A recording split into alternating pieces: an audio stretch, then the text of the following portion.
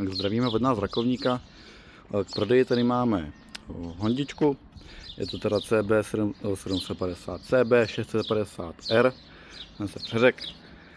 Takže je to 650. A ta motorka je z roku 2020. Je původem z Německa a je po prvním majiteli.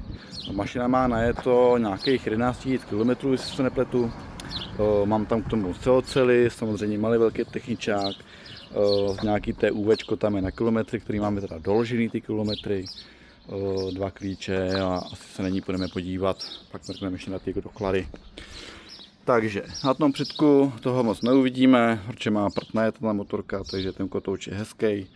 Pneumatika bych řekl, že je na nějakých 60 zhruba ten předek.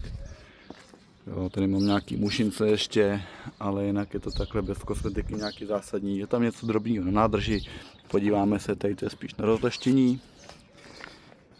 Asi vždycky líbil takhle ten pohled na ty svody osobně třeba. A má hezký takhle ten motor v tom laku. A asi to znáte, tady ty motorky. Jsou to spolehlivý mašiny, dobře ovladatelný, bitý, rychlý. Je to dobrý, no. Tak, jsou nový zadní desky, můžeme vidět na první dobrou. Čistota, jasně, to je základ. Zadní pneumatika, tak bych řekl, že na nějakých 40 zhruba. Takže to nás bude čekat nejdřív.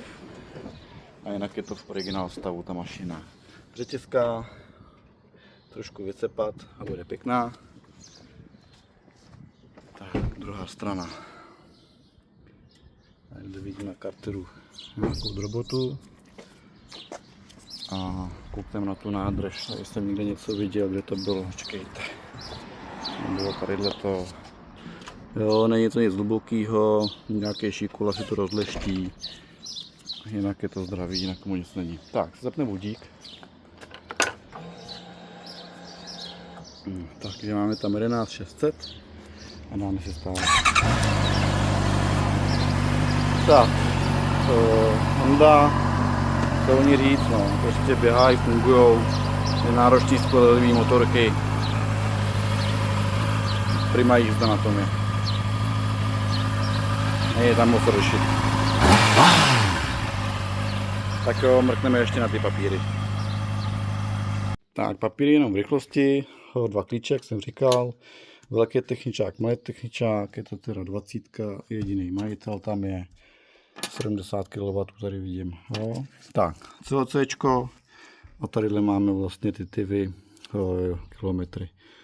Poslední 24, necelých 11 000, 22, 5,5, tady mám 7 měsíc 24, 11, 606. Tak, takhle, pak už to nejezdila ta motorka. Tak jo, tak se třeba brzy uvidíme u té mašiny, nebo u nějaký jiný, jdeme to naplnit ten obchod. Čau.